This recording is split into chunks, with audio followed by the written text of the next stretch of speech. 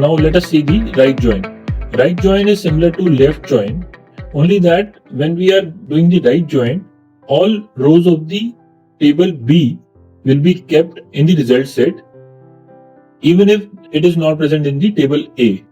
Wherever the table A value is not present, we will get null values. The syntax of right join is also same, only instead of left join, we will write right join. Let us look at the example. So last time when we did left join, we were finding out against each sales order who was the customer, even if there were some records where we did not have customer names.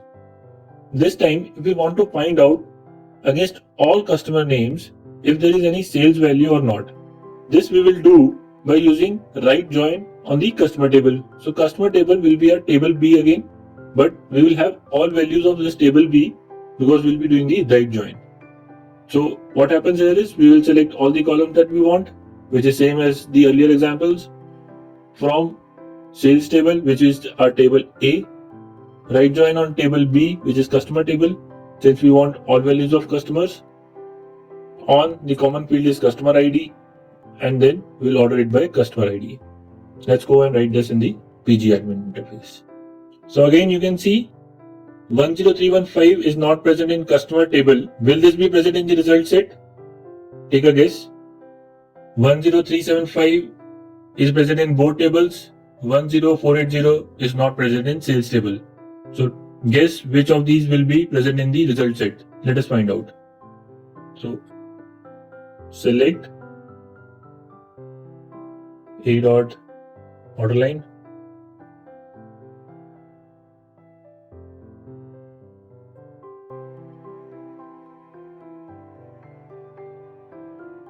A dot product ID, A dot customer ID,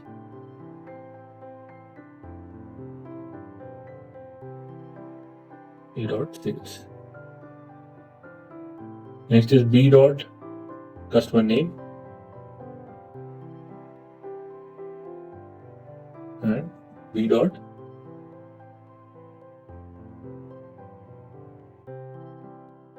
age. From table A is our sales table. 15 as A. Right join on customer table, customer 2060 as B. Common field is customer ID.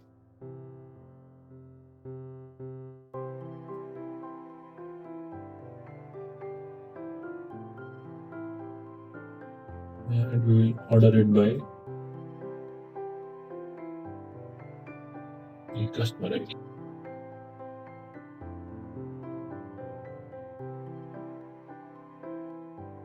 Run.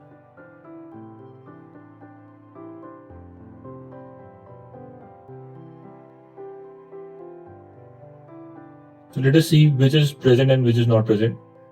10315 is not present. Why is it not present?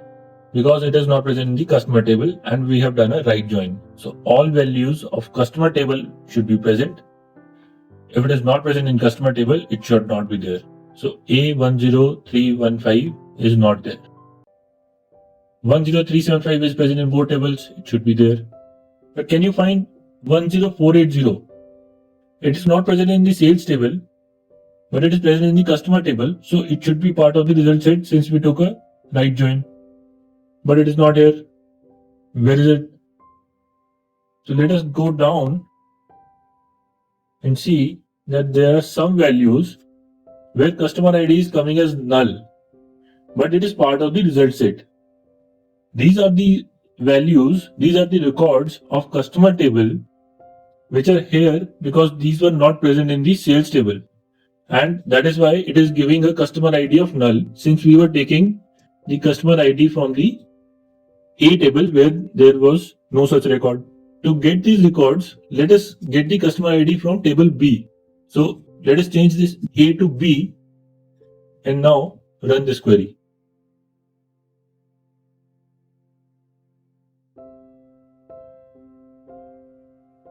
Now you can see here is your customer ID AA10480. You get the customer name and age because it is present in the customer table.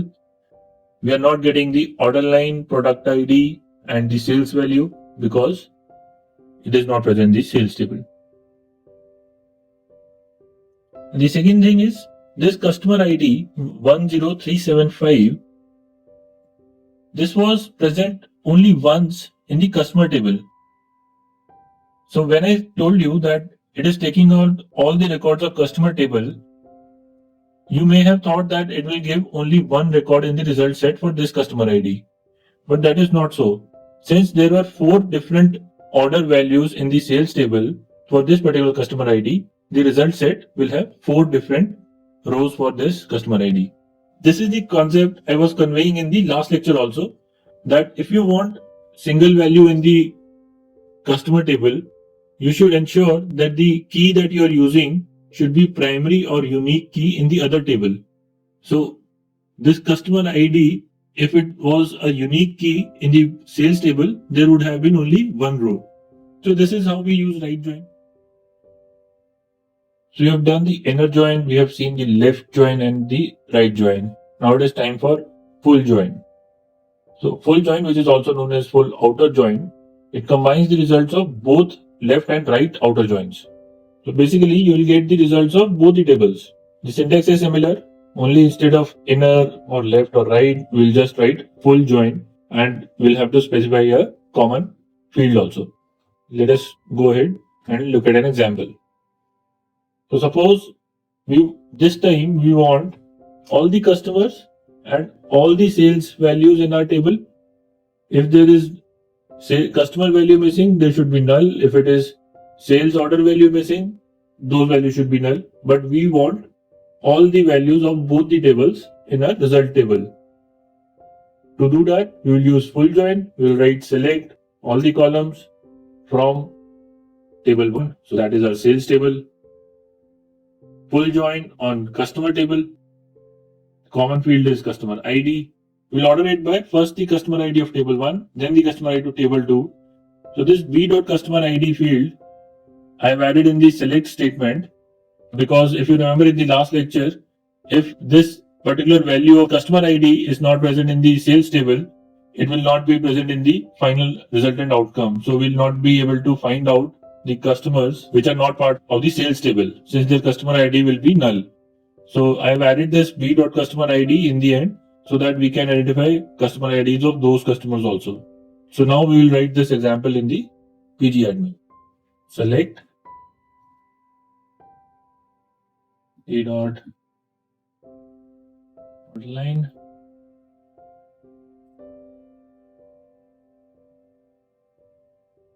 product ID, customer ID,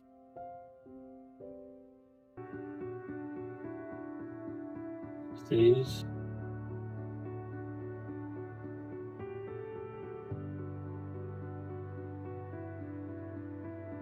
customer name, b dot age, b dot customer ID.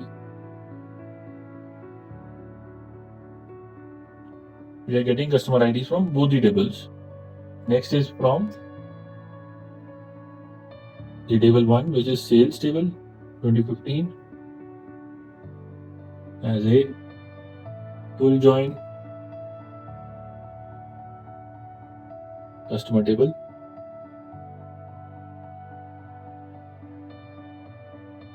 B on customer ID is the common field.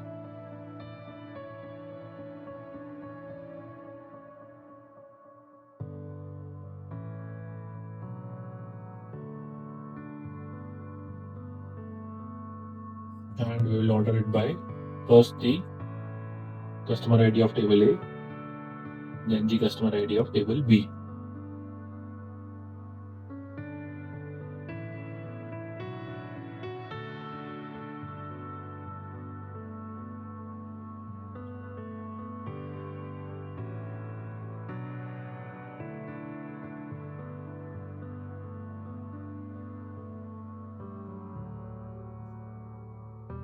Run this query. You can see we now have the result set. Let us see from the three values in the comments part, which is present and which is not present. So full join should basically mean all the values are present. Let us see. So 10315, which was not present in the customer table, is present in the result set. 10375 is present in the result set. It was present in both the tables. 10480, we'll have to go down, we'll have to scroll it down to find this value of 10480. So since we had first done the ordering by customer ID of table A, it is basically going to the end where the value is null. So this is the row with customer ID 10480. We are getting this row also. So basically we are getting all the customer IDs from both the tables, and wherever some value is missing in one of the tables, we are getting null values. So this is how we do full join. We'll get all values from both the tables. Next is cross join. Let us discuss what this join does. So let us now discuss the cross join. Cross join gives us the Cartesian product between two sets of data.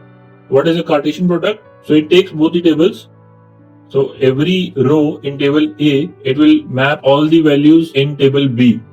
Then again it will go to the next row of table A and it will map all the rows of table B. So for all values in table A, it will map all values in table B.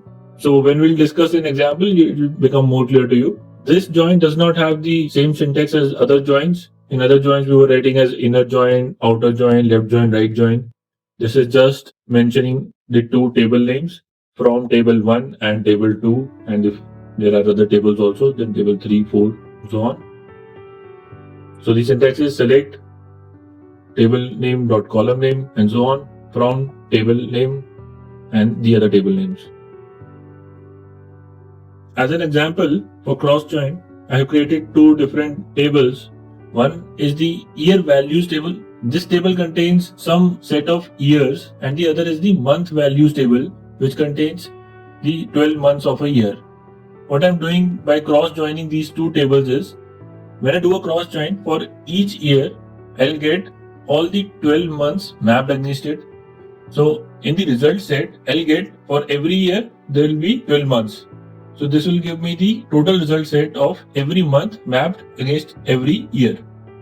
So I have created this table of month values and year values using the create table function, create table command. Then I have inserted 12 values of the months in the month values table using the insert into command. Then I have entered 9 years in the year values using the insert into command.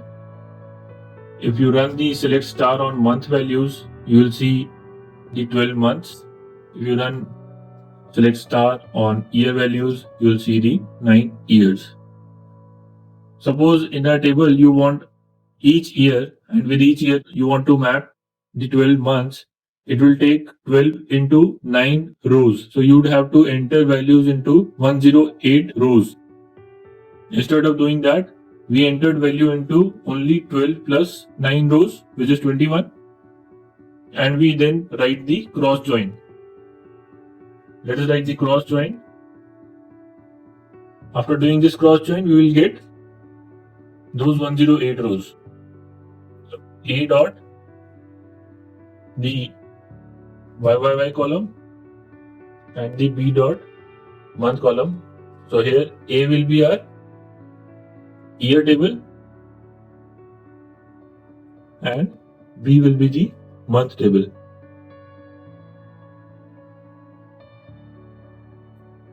I think overall this example is covering a lot of the other commands that we have discussed so far.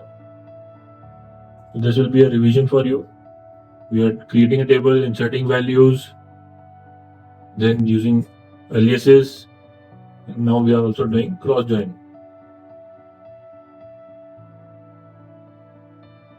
When I run this query, you'll see for 2011, I have all the 12 months mapped. For 2012, I have all the 12 months mapped. So this basically has 108 rows. If you had to create this manually, you'd have to enter a lot of values. So this cross join help you there. Similarly, if you want dates also plotted against this, you can create another table with dates into it and then do a cross join with some conditions attached to it. Cross join basically helps you get this repetitive data easily. So we have covered all the joins. Apart from this, since we are discussing merging and joining two tables, we'll need to cover two more commands. One is the except command and the other is the union command. So let us discuss the except command in the next video.